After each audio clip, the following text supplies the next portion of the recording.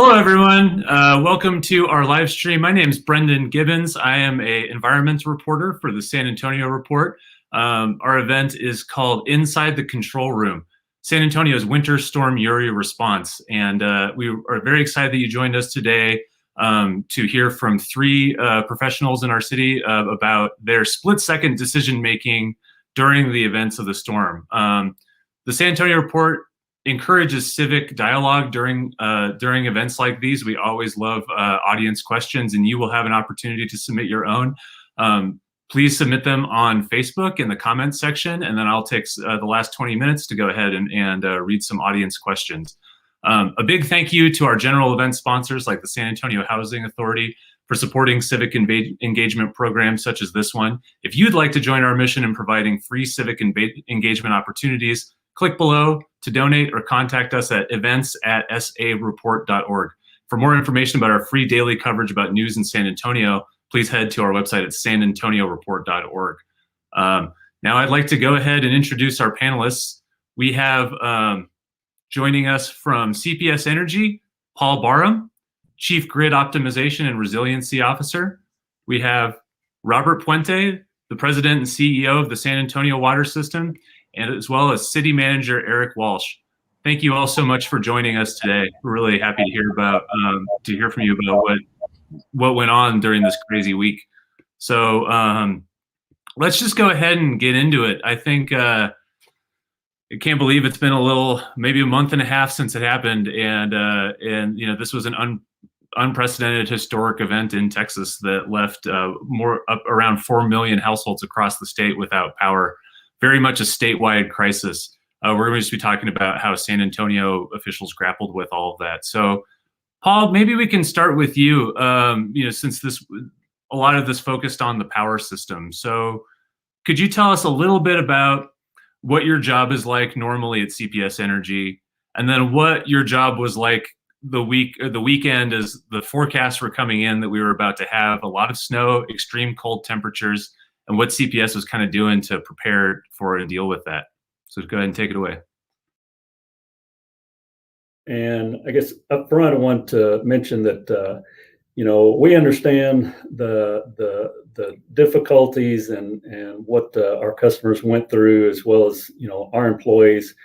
And we are making all kinds of efforts to make sure that, we are fully prepared for these types of events in the future. And we're fighting to protect our customers from exorbitant charges that the gas and other entities are looking to pass through.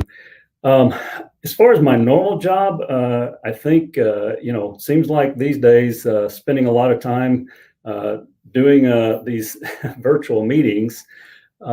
My job normally, and I've recently moved into this position, but is looking at our electric grid and thinking about the strategy for the future. What kind of things do we need to be doing to serve our customers and provide really great, reliable service at costs that are good for our customer.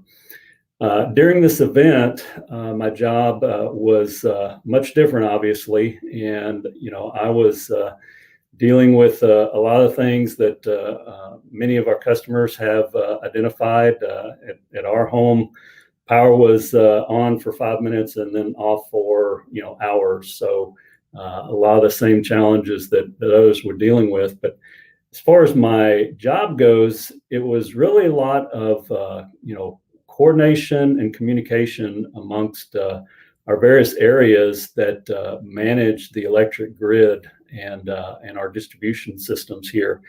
Keep in mind, we were in a situation of also having a lot of COVID precautions in place, which just further complicated, managing this. Coming into this situation, as the forecasts were getting more and more dire in the very few days coming into the event, we went into a really heavy prep mode where we were lining up resources, making sure that our personnel were prepared, that we had materials ready to go, making sure that we had reviewed all our emergency procedures, which is all fairly standard coming into anytime ERCOT starts talking about an emergency procedure. We put into place all kinds of our prep procedures that we have in place. Through the event, it's... Hey, Paul, I'm going to interrupt you for just a second to define what ERCOT is and sort of... I'm sorry. Yeah, Electric Reliability Council of Texas. So ERCOT is the electric grid. And I think, so maybe one quick thing to back up and cover, in this event where there's a shortage of generation, so there's not enough generators out there to supply all the load that is out on the system. Customers with our heaters and lighting and other devices that we have in our homes and businesses. ERCOT's job ultimately is to keep those in balance. If those are not in balance, then the grid is not going to be stable. The grid will not stay up, will not operate. We will go into a blackout condition if those aren't kept in balance. So really, through the event, we're doing a lot of coordination with ERCOT. We get orders from ERCOT on actions we need to take in terms of, in this case, load shed, how much load our system needs to drop to work with and coordinate the rest of the ERCOT grid, electric grid. Paul, where does that happen? That trading and that managing of CPS's distribution grid, is it like the headquarters building, or where does that actually go on? No, we actually have a control center and a backup control center, and actually had both of those in operation through this event. So part of that was because of some COVID precautions, trying to limit the numbers of people who were interacting to manage that risk, but also to kind of in this event helped us divide and conquer somewhat. I really want to talk more about load shed and blackouts. That's an important thing. But I think first I'd like to go to Eric, if that's all right. And Eric, tell us a little bit about, many inches of snow for San Antonio is kind of a freak weather event, but it happens occasionally. I believe it was 2017 we last had a little bit of snow. Going into extreme cold and snow, what's the city manager's job? What are you doing? So, Brendan, thanks for hosting, to you and the San Antonio Report for hosting today, and thanks for the invite. First, into the storm from the city's perspective, and the things that we were concerned with, and it wasn't so much, I think, the precipitation, the frozen precipitation. It was the extreme cold that I think was concerning. So on the front end, the things that we were concerned about, that I was concerned about, were roadways and the coordination with TxDOT. If you'll recall, earlier in the week before, there had been a pretty massive pileup in Fort Worth on the highway, and a number of people killed and a whole bunch injured.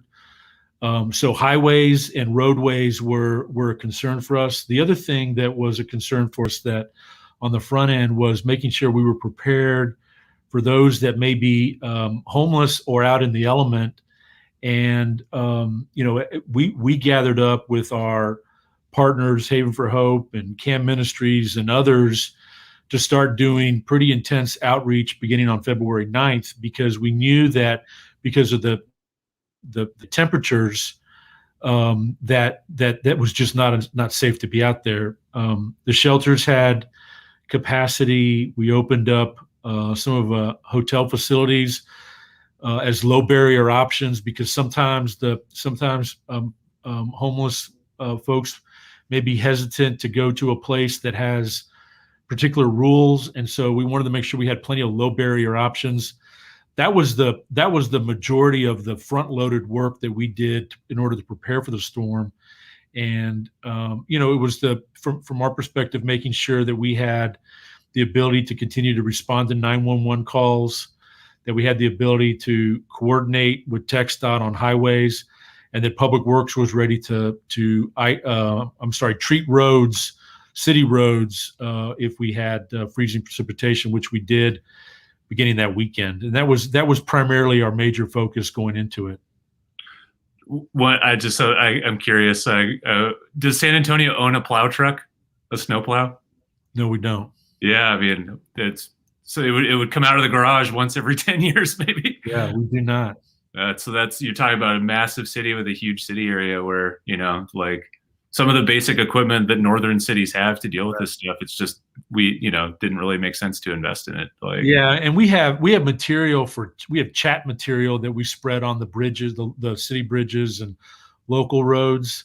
And we had plenty of material, and we have equipment that can spread that chat material, but we don't have snowplows in San Antonio. Eric, when did you know that blackouts were coming? I think for me, I woke up Monday morning and saw that ERCOT had these forced outages overnight, and it happened much faster than I would have anticipated as somebody who just watches ERCOT. When did you become aware that that was coming? When I woke up Monday morning, really, and the electricity was out, and I'd gotten a text from CPS at night, and you're right, it had, and Paul could better explain the phases that ERCOT goes through, but it in the middle of the night, I guess that was early Monday morning, they hit that generation load factor that started impacting everybody. But I woke up Monday morning without power as well. Wow. Let's go to Robert, because so much of this involved SAWS as well. And I think, SAWS was certainly having to grapple with a lot of these same challenges. So, Robert, what was the weekend going into the storm, those several days like for SAWS? What were you hearing from your team, and how were you responding? You're on mute, I think. Can you unmute, Robert? I'm Thanks. sorry, Brendan. I was telling everybody what a great job you do. But anyway, going in, obviously we saw the weather reports. We knew that it was going to be extraordinary as far as single digits and the length of the storm. And the length of the storm. So that was an issue for us. So we had to prepare, obviously. Of particular interest was the fact that it was not just the temperature, but it was going to be coupled with ice and snow. So the typical things that we do was winterizing the plants, making sure that they can withstand that type of cold. But also, invariably, something's going to happen. So we made sure we stationed employees at the plants themselves, either sleeping at the plant inside if it had that facility, or sleeping in the truck, making sure they had enough food on hand, because it was going to be difficult to travel anywhere. Some of these pump stations are at the highest elevation you can get to in your area, and it was going to be very difficult. So all that preparation went in. We just didn't anticipate the extent of what was going to happen, particularly the rolling blackouts.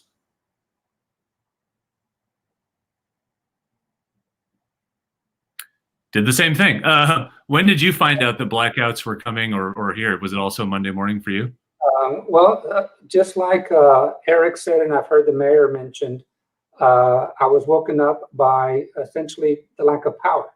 I noticed it was very cold, colder than it should be inside our bedroom. So I was kind of half awake. Shortly after that, I got a call from our headquarters here at San Antonio Water System that things were looking very bleak, that some serious things were about to happen, if not currently happening.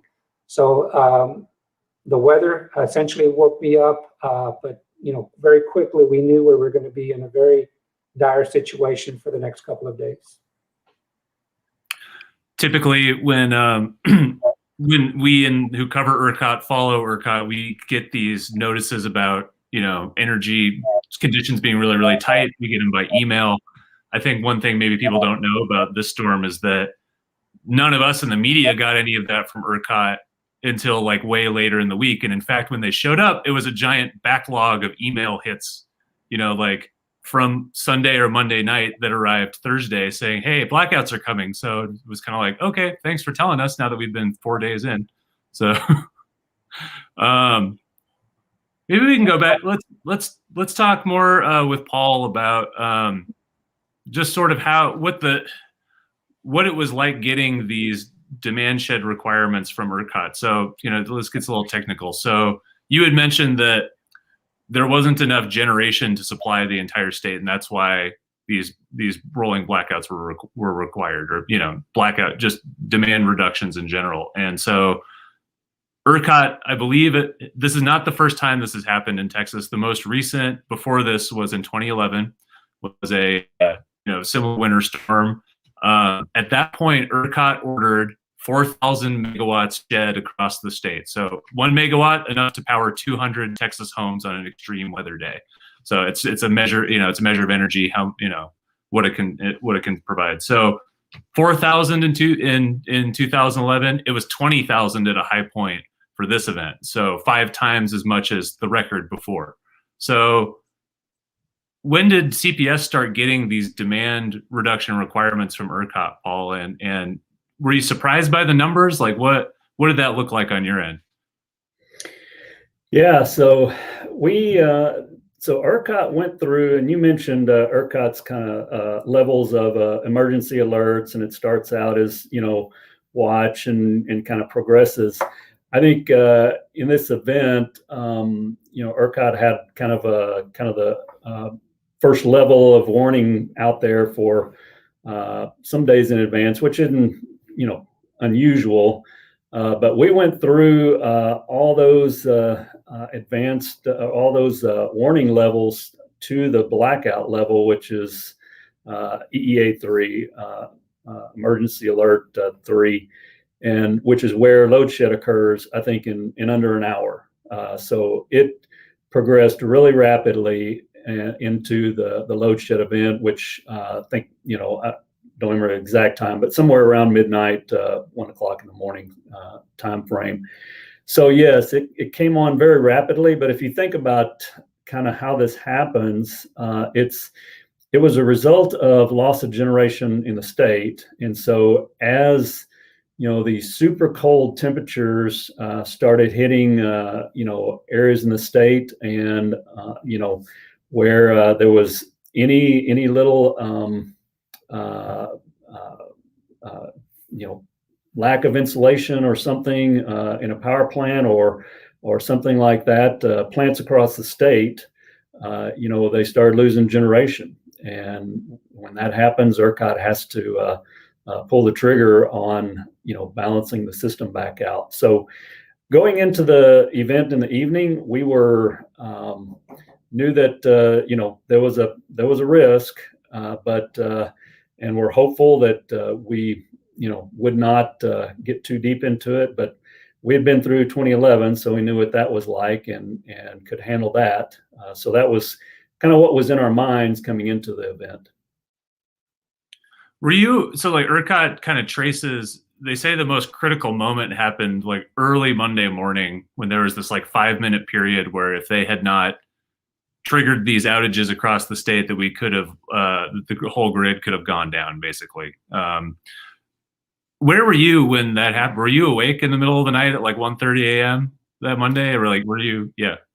I was, I couldn't tell you at the exact moment. I was awake and asleep all through the night. And, as our system operations leadership would call me to keep me informed and let me know if things are going on, or see what kind of direction we may want to take in a certain situation.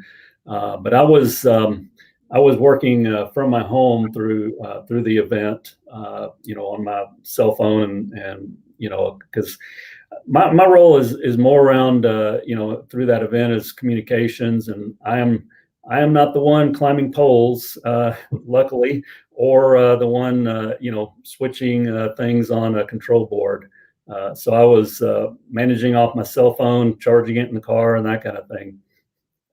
How did CPS? There was kind of two So, okay, like managing these outages, they at first started with an algorithm that rotated these outages among people. So you could have power for a certain amount of time and then it would shut off. And then you switch to manually controlling that kind of a thing. Can you explain where is that done? Who does that? And then why make that change? Yeah, so that all happens out of our, what I'll call our system operations, our control center. And that was what I mentioned. We have a primary and a backup control centers at 2 different locations in town. And that's where all that operation happens. We have experienced control room operators who are there 24/7, and we had brought in extra personnel and doubled up on shifts in preparation for this. And yes, we had after the 2011 event, one of the shortfalls that was identified was that all this was done manually, and that there was an opportunity to better manage through this type of event and not require so many personnel to manage that in a manual manner. So since 2011, we have put in this automated program into our control systems that the design of the system was to basically have a 10 to 15 minute outage, and then that circuit would be brought back up, and that circuit would be on for hour, 2 hours, some number of hours. So not something that's burdensome so much to our customers. But through the event, as you said, 4,000 megawatts, probably would not have been a problem to manage. But as that got to, 7,000, 10,000, honestly, our eyes and jaws were dropping and I think coming into this, never would have imagined going to a 20,000 megawatt load shed statewide, and certainly not for the duration that we did. And the duration, I think, is one of the things that just made this really tough. You mentioned the 4,000 megawatt event in 2011. That lasted 7 hours. And that 7 hours at that time was by far the longest event that the state had seen. And this event, 10 times that, 70 hours. So just the magnitude was just something we'd never experienced before. So it takes a lot of electricity, a lot of energy to move water.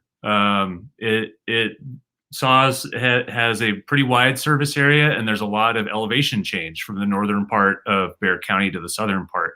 And SAWS has water sources that come from all over the place. It's one of its strengths in a lot of ways. But a lot of those pump stations require a lot of CPS energy power to move water around the city. So Robert, can you tell us more, as those outages were happening, how is that affecting your system, and what was the communication like between the 2 utilities? Well, that was the issue, was the lack of power. Initially, you had asked about when did we first notice. I remember our power went out at 1:41 a.m. because I saw the blinking clock, and I think that's what started the ball rolling downhill to where we all got in this bad situation. But one of our pump stations was a victim of that first initial rolling out, and that was one of the crucial pump stations. After that, there was a lot of communications between SAWS and CPS regarding our pump stations and which ones were able to be turned off for whatever period of time, and which ones just some kind of system, some kind of coordinated effort to make sure that happens. So yes, when you don't have the power to move the water, that's a big issue. And so added to that was the fact that since we didn't have power, some of our infrastructure, and I'm talking about infrastructure above ground after the water's already coming out of the ground, was froze. A lot of you may have seen the picture where there's a big slug of ice coming out of probably a 12-inch pipe. And so those kinds of things happened. Another big problem, just like when you turn off your computer, when you turn it off and you turn it back on, it takes a while for it to reboot. These pump stations, you can't just send them electricity and all of a sudden they start pumping water again. It takes a while. So all of this was a big issue for us, a big problem. You mentioned our multiple water sources. Our 4 outside water sources, Vista Ridge, GBRA, Church Seguin, Canyon Regional, they went down. We were not able to rely on them either. And so that water coming in normally had to be, Edwards water had to be pushed towards that area because there was no water coming in from those sources. They So come in all from the north, right? Like all those 3 sources? Yeah. yes, they're essentially northeast, east, and push water all the way to the northwest. Mhm. And so because of that, we had to use Edwards water. And Edwards water, as you know, is essentially north, central, south. And so that water had to be pushed uphill. Well, you need a lot of power to push uphill. So those problems compounded upon each other, and it resulted in the disaster that we had. Was it, so you mentioned after that first pump station, there was better communication between CPS and SAWS. Am I getting that right? It sounds like that first one took you a bit by surprise. Was that University Pump Station? Exactly. And I wouldn't say better coordination. I would just say that I would imagine it was a surprise, not a surprise, but CPS had very little control over that initial blackout that happened, that original rolling outage that happened. That one tripped University Pump Station. It's one of our major pump stations because 4 other ones essentially feed off of that one. Water is pushed to those smaller 4 substations uphill from there that supply other neighborhoods. So then they were not able to get water. They were out of power also. And that's the nature of what our system is. And so, yes, after that initial University Pump Station went down, SAWS and CPS were able to talk to each other about what was going to happen and what to anticipate. How does that talking happen? Is it generally over, you're calling each other, texting each other? How does it work? It was both phone calls, text. It was very quickly known that under no circumstances are you to email, because it was very difficult to get to your email. Obviously, all the spam email still was coming through, all of the other email was still coming through, and to try to zero in on what was important. So we mostly relied on phone calls to tell each other what was going on. One of the great things about communication these days, you can have multiple people on the same phone call. So a lot of different people were able to listen to what was going on. So from our command center, we were able to have a better idea of where to send our crews to make sure that the pump station that now had power was able to start up in the proper way. Telling crews, just stay there. You have to stay at that particular location for whatever reason. Of course, the other big issue with water service was frozen pipes in people's homes. As a lot of people lost power, they saw their pipes freeze. So was it a little difficult at first to determine why a customer might be out, like whether it was their frozen pipes or SAWS pressure loss? It was extremely difficult to get the word to them. We knew that all of your indications were that street, that neighborhood had water. If your particular home did not have water, it was particular to your situation.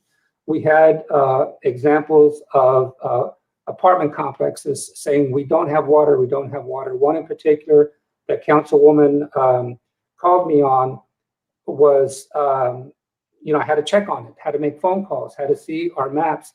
And sure enough, water was and good pressure was in that neighborhood already. It was an internal problem with the complex.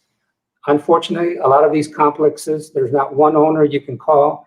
It's owned by a real estate partnership that is owned by another corporation, and it's impossible for that one manager to fix the problem immediately.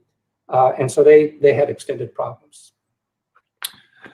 Eric, I kind of want to ask you, as you talked about sort of the initial response and the focus on transportation and, helping those experiencing homelessness not, be outside in those conditions. What got piled on your plate as the week went on? And then you have, what became a humanitarian crisis with, thousands of people without water and power. How did your role change then in, Tuesday, Wednesday, Thursday? Yeah. So, I mean, the prolonged nature and then the continued outages, power outages, which created that Paul and both Robert talked about, and I created that unpredictability. I think any customer of CPS or SAWS, primarily CPS, the outages were unpredictable, and when the city is going to close a street in a city in part of the city to do work, you do localized communication. You let the neighborhoods know, such and such street is going to be closed.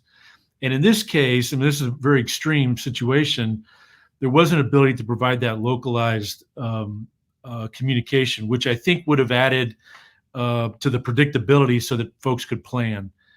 That was a struggle. We also, through our 911 system, started encountering people who had medical devices at home and didn't have power, and maybe they've got a certain amount of battery backup. We started directing all those calls to 911. Our fire department started delivering oxygen bottles. We started transporting some people to downtown hotels where they had power. We began working with a number of the hospitals who did not have water, primarily the hospitals up in the northern part of the city that were impacted by the pumps that Robert's talking about and needed water for their boilers. Our fire department and our public works department, along with JBSA, who brought water trucks out, we started doing water delivery to those boilers, keep going in the hospitals. So it was a ripple effect in terms of the prolonged nature of the power outage, and we had to adjust accordingly. I know the housing authority had a number of properties that had elderly living there without power. And then on Tuesday, there was, in working with VIA and the Northside Independent School District, we started, people would call 311 to ask for the transportation. We were transporting them downtown to hotels where they would have power. So it changed from not so much the keeping people off the streets was throughout the situation, but it changed to, as you described, a humanitarian effort. We opened up the convention center on Tuesday for the general public that may have needed a warm place to go. As Paul described, Monday night was the start of it. Tuesday night, as I recall, the load demand was even greater on CPS's side for ERCOT. And so there was no end in sight for the foreseeable 24, 48 hours. And so we started making adjustments. And part of that, Brendan, I think a lot of this is thinking through how do we deal with these prolonged outages. I mean, we could find ourselves in a position where it's the heat of August and, you go 3 or 4 days without power, without air conditioning. Less of a water issue because you don't have pump stations freezing, but without power in the heat of the summer, what type of system do we need to have in place to ensure that in that case, we've got cooling centers. The same thing that we were dealing with as from a customer standpoint, I was dealing with it from a facility standpoint. Libraries, some had power, some didn't. Community centers the same way. So how do we kind of build that resiliency? Because I'm convinced, every time we have a 100-year flood, we have a 500-year flood the next year. And so what we experienced in February, we will experience again. And it may be in the summer and it may be in the winter. And how best should we coordinate as the city and the utilities to make sure we're better prepared for the public is really a big takeaway. You know, a question I'm looking in the comments, and I would say like one of the number one questions I'm seeing is just communication with the general public and sort of like whose role that is and how that could be better. I think we're hearing a lot about how, you know, this took everyone by surprise in a lot of ways, just the magnitude, the duration, how bad it would be. But I think you kind of touched on this a little bit, Eric, just now. And for the three of you, I mean, what do you think your organizations will do differently in terms of speaking directly to the public about what to expect? Well, I'll start. You guys are okay. I think probably, you know, and I'll use another example of what we dealt with that weekend. And it's a pretty powerful tool the city has in the emergency alert system. You know, Saturday night, we started closing with TxDOT flyovers at the intersections. We had a whole slew of accidents. We had a police officer who was seriously injured and is still in the hospital today. A one vehicle accident on a highway. And on Sunday, we worked with TxDOT and the local engineer, Gina Gallegos, and the police department to come up with a plan to close the highways. And you know, it was planned out. We figured out what the communication plan was. We sent out an emergency alert Sunday afternoon to everybody's phone. And then the police department and TxDOT started executing the closure of highways. And that's a pretty powerful tool. And I think we have to figure out how to better coordinate and utilize that. Part of this is thinking through worst case scenarios. And the systems have got to be there to be able to receive that message that goes to 2 million people. I also think that, you know, from the city's perspective, you know, if you kind of dial back, the governor signed a declaration on Friday, the mayor and the judge signed it on Saturday. So how better can we coordinate in terms of messaging? Because, having a plan is one thing, and it's important, but knowing how you're going to react when things go awry is even more important. And this is a classic example of things going awry, going quickly in the middle of the night. And how can we bolster that localized communication? I mean, that would have made a big difference. As someone who was in and out of power, that would have make a big difference to me.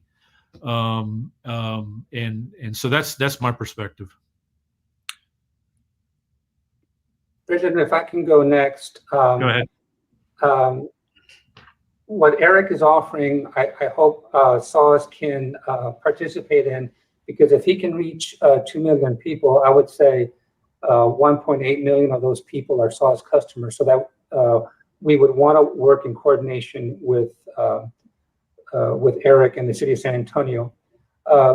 In any situation like this, I think it's very important for the leader of that organization to get out into the public and be seen. Not to be seen at the airport on the way to Cancun, but to be seen working the issue, working the situation, letting people see you. So as often as I could, I got on multiple TV stations to talk about what was going on. We had a bulk water distribution sites. I went out to those.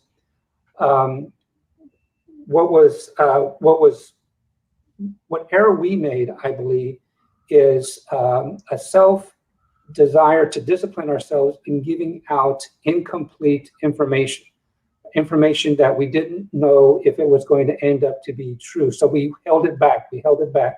And I think our public would have appreciated, you're going to get your water, even if we tell them Monday or Tuesday, and we're not totally sure about that, or whatever time frame it is. At least they hear the worst case scenario, and then maybe as things happen, we can adjust that and say an earlier date. So whether it was no water at all or the boil notice, we want it to be accurate. We didn't want people to do certain things as a result of our inaccurate information. So that was self-limiting to an extent. But as I mentioned, people may want to just have information, and hopefully they can take that knowing with all the qualifiers that we may add to it, that the circumstances probably are going to change and we can do something differently. But as far as I think communication between the city and the utilities, whenever you talk about communication, you can always say you need to do better, you can do better, you should do better, you should do more. And I think that is true, but I don't think that you can ever say there was lack of communication or incomplete communication between the three of us. Paul, well, there are other people at CPS whose primary role is communicating with the general public. So I'll kind of just add, how do you think communication went between the city, SAWS, CPS Energy? And is there anything that you, from your perspective, you would do differently? Well, I think the communication, as Robert mentioned, once, and it was my boss at the time, Chris Euchster, our COO then, was working directly with Steve Klaus, the COO at SAWS. And I think once that communication was established, I think things got to a good, a good mode of coordination between us. I think,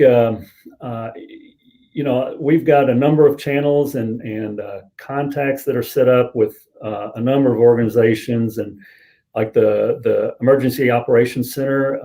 I have one of my managers out of our control area that basically had her sleeping bag and was over at the EOC for the event, and was our channel to Chief Cepeda over there, and so I think there's a lot of things that are in place. But as Eric and Robert have said, I mean, there's always opportunities for improvement. I think after going through events like this that really stress your systems, you find some of those opportunities to improve for the future. Brendan, can I add one other thing? Two things. One, and I think we're all kind of saying it. I also think that it's probably, any information has got to be actionable in terms of how you communicate to the public, especially in terms of an emergency or critical information. It's got to be actionable information, and it's got to be it's got to be correct and valid. To Robert's point, but I almost think that there has to be a consolidation to a certain extent on the messaging, and I think that's really our responsibility, our collective responsibility to be able to do that. Having good actionable information, and then making sure that you're over communicating, and that it's consolidated as much as possible. And I think as we face these there will be other energy crises that we deal with. How we do that and how we prepare for that is really critical. We're going to take some audience questions now. I'm sorry, they have some good stuff I'd kind of like to get to from the folks listening. So one person asked, when the emergency hit, who made the decision to cut power to the SAWS pumps, SAWS or CPS? It's a little bit specific, but I think we can learn from that answer. Yeah. From what you have to divide up that question. Is the first pump station that was hit, I believe, and Paul can correct me, was outside of their control, and that was University Station. That was part of the initial rolling blackout. And so go ahead, Paul. Yes, that's correct, Robert. I mean, that was on a circuit that got hit with a load shed, and so I think once Steve and Chris coordinated on that, we were able to get that situation addressed, but that was in the programming eventually. So that will come out of our system. One thing we didn't get to talk about, but maybe is important for the next question, is, Paul, correct me if I'm wrong, but my understanding is there's about a third of the CPS Energy system, the physical system, that is eligible for shutoffs.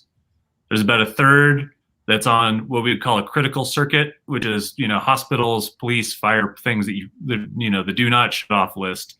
There's another third that it is difficult to do outages on because it is required for maintaining the frequency to keep the grid operating. Is that all correct? That's correct. The one thing I would maybe clarify on that third group, which we call under frequency, load shed, which is essentially just like the circuit breaker in your house. They are load shed circuits, but they will automatically operate. So when our system works at 60 cycles, 60 hertz, if you remember from high school physics or something, and that's the system has to stay at that frequency.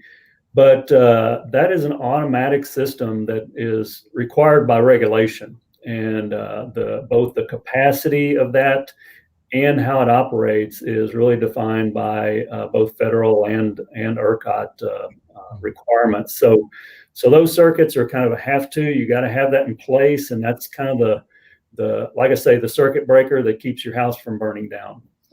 And those will operate automatically if we are not able to manage the load shed, in a timely manner. So we got this question from Bill B that I think is interesting, and it's, if we had a network of microgrids with distributed renewable energy and storage, so solar, wind, and batteries probably is what this person's thinking of, wouldn't we have been just fine during the storm? Yeah, so I think, first up, I think there absolutely is some opportunities in that technology, but that is a lot of infrastructure we're talking about, and CPS is actively pursuing and looking at a lot of those technologies for resiliency reasons as well as other reasons. Now, the issue though is, if you were talking about a 4-hour event, yes, would have worked fine.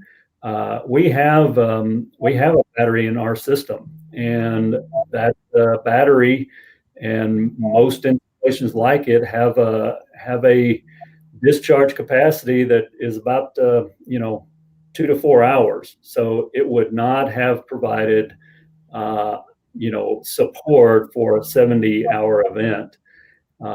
And solar and wind also had their challenges. I happen to have a solar installation at my home, and I can send you a picture that it was covered in snow. So it was doing very little help for me at the time. But that's just, some of the challenges of, some of those technologies. None of them are went without impact through this event. We have a question that just came in from Burton Anderson, and I think it's interesting. Hey, having stared into the abyss of a complete blackout, are the stakeholders revisiting the contingency plans for a black start?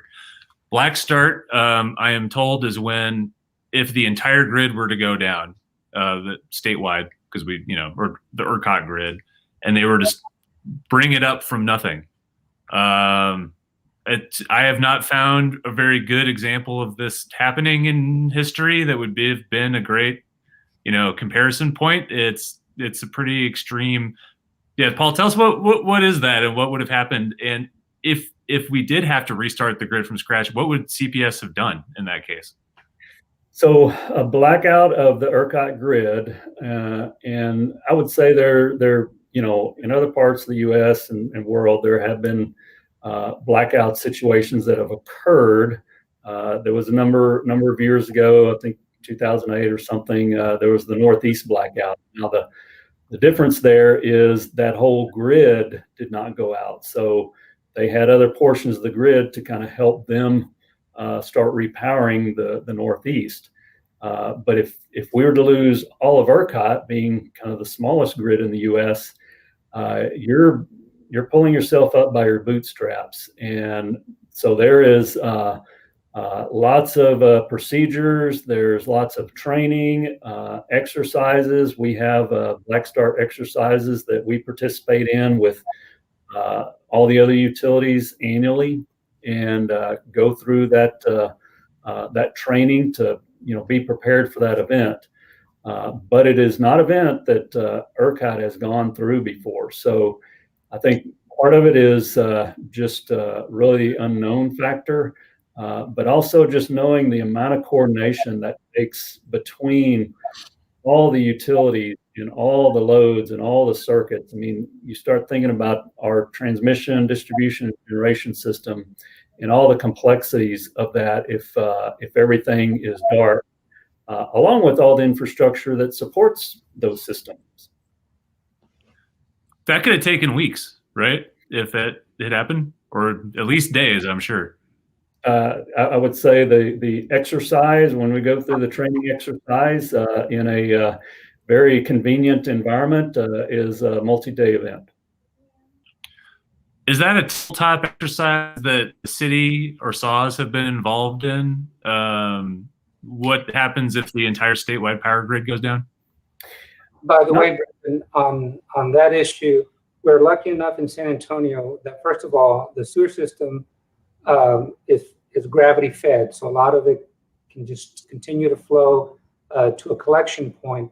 The wastewater treatment plant needs power, so there's at least the problem gets pushed way out of the way. The other issue of actual water, depending on the aquifer level, a lot of our wells are under artesian pressure, so we can distribute water to some extent in some neighborhoods. So Mother Nature helps out a whole lot in these disasters. You know, Robert, I want to ask you something real quick about something you guys were talking about the week of the storm. One of the things your sewer system does need power for is the lift stations, and that's for pumping stations that bring sewage, raw sewage, up to a higher point to allow that gravity flow to take place again. You were talking about losing power at one of those stations and some of the extreme things that your crews had to do to deal with that. Can you tell us about that real quick? Yeah, real quick. Our lift stations, because those pumps are a lot smaller than these huge pumps that pump water out of the ground and into our distribution system, generators, that's a good place for generators. So we do have generators at these lift stations. And so that wasn't, the sewage part of our business was not as adversely affected as providing water. Wasn't there a case where a team had to go out and kind of pump things manually with like a vacuum truck? Or yes, yeah.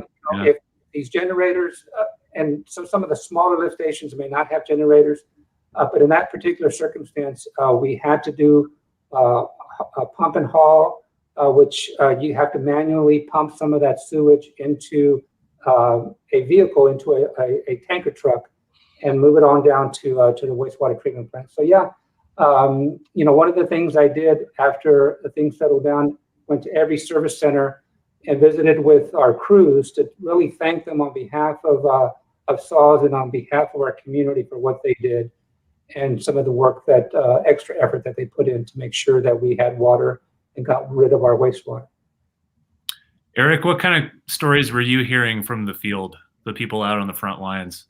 You know, did anything kind of stands out to you? Yeah, I mean, we had, you know, in addition to just the case workers that were out there dealing with the homeless and bringing them in, and police and fire, but we had a parks maintenance crew that had a vehicle in front of them go off a small bridge, an elderly woman, and the parks crew pulled out and climbed down there and got called 911, but she luckily wasn't injured. But fortunately, it happened in front of the crew, and they were able to get her out of there. You hear stories like that. We had a dog that somehow or another ended up on the roof of an Alamo College's district building, and so ACS went out there to try to get that poor thing off the roof, and we're able to. I mean, all those normal things that happen and all the things the city does. I mean, I was really proud of the effort, and you know, we didn't talk about kind of the ensuing 2 weeks, but we worked pretty closely with SAWS, and the day that Robert announced the boil water notice, we ordered 20 million, or maybe I've given the wrong number, but we ordered millions of bottled water, potable water, and kind of ran our own operation out of the convention center, our own warehouse. And Public Works was delivering it to 10 different sites over the next 2 weeks. We had the fire department and the state guard helping with distribution. So it was a prolonged event, even after the sun came out and everything melted, because people still needed access to services. Paul, same question to you. What were you hearing from, your fellow team members, especially the ones who were out in the elements? Yeah, so I think one of the issues we dealt with, I think that second night after the roads got so bad, we had a number of crews that were out on various jobs, and we I know it was in some of the news, but we had one of our bucket trucks that slid off the road and rolled over, and basically told all our crews to that they were just going to have to stay put. And so a number of crews spent that night sleeping in their trucks out at job sites, and including one crew that we own and operate a transmission line that goes over to STP. And so we had a crew down by Edna, which took several hours to get there, and roads were too bad to come back. No hotels. So they basically parked their truck in the right of way and spent the night there. So just a lot of situations like that, and things that even getting food to the crews. So during the event, restaurants weren't opening, a lot of stores weren't opening, and we've got several hundred people out there working in the control centers as well as in the field that you got to keep them fed. And so that became a whole other operation of finding and working with local vendors to put together meals and get them delivered out to our personnel. So just a lot of interesting situations that this brought up that we really had to respond to. Just a couple minutes left, and thank you all so much for joining us for this. I'd love to just ask, open question: how did being a part of this event change you? What is your main takeaway from this experience, and how it might have affected your view of your organization, your job? If I'll start, since there's a little lag there. I think in self-reflection, communication was what we didn't do the best. And I say I didn't do the best. I should have communicated a whole lot more than I did with everyone that this affected. And that's one of the reasons I went out to the service centers to check on the individuals. And the one thing that I found out from them the most was that each one of them was an ambassador for SAWS that could tell the story of what was going on. And part of it was simply, they were telling me that the biggest issue that they had oftentimes was going to work because they were leaving their home to the elements. Either their spouse, their wife, their husband had to deal with what they had to deal with, whether it was a broken pipe or whether there was no power. Sorry, I got to go to work. I got to fulfill this obligation. And so that was very humbling when I heard these stories that they were telling us about those kinds of issues where they had to make that choice of whether they don't know at that point whether they're going to have a broken pipe when they get home, and they have to be able to tell someone how to turn off the water. So for me, it was what I felt the most was a better connection with our employees and an understanding that they will come and address the problem. All they need is recognition and the tools to do their job.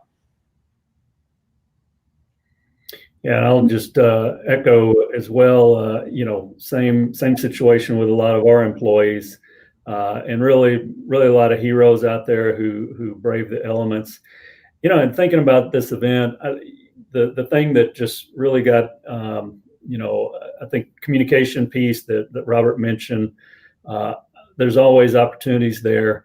But as I look at it, one of the things that just strikes me and just emphasizes the interconnectedness of all these systems. So, of our emergency response, of water, which, we are one of the SAW's biggest customers. So CPS, you might not think about it, uses a lot of water. And so there was coordination between us and Steve, and even getting water to some of our power plants. Communication systems, where cell service, we were really relying on that for a lot of our communications. And you can just think of all these other major infrastructures that are so interconnected. And I think there's a whole additional level of look of resiliency across those. I guess I'll wrap it up. So, given the last year, the employee workforce everybody's had to change their jobs, and so I have complete confidence in the city workforce. We've got elements of our organization that have been doing things differently for the last year because of COVID, and nothing gets done without them. And I'll echo both of their comments. But I think the takeaway for me, Brendan, is that we have to do a better job of command and control and communication, and we have to job, because it will happen again. And now's the time to be thinking through that so that we're prepared, whether it happens again in a winter storm or if it happens in the dead of heat of August. I think for me, it's that civilization doesn't just magically happen. These critical pieces of this stuff, a lot of decisions get made every day. There's thousands of people that work on this, like kind of making society run, all these things that we take for granted. And in San Antonio, we own the utilities that do it. So my message to the public, anyone watching this, would be to get involved. You can make a difference. You can't, your involvement, your voices, your actions, you can really make a difference in this community. And, I would encourage more reporters who are recovering these utilities for the first time to stay on it, because it's an interesting stuff and it's very important. So thank you so much for the three of you for being here and sharing your information. I think that about wraps it up. Thanks very much. Thank you, Brendan. Thank you, Brendan, for joining us.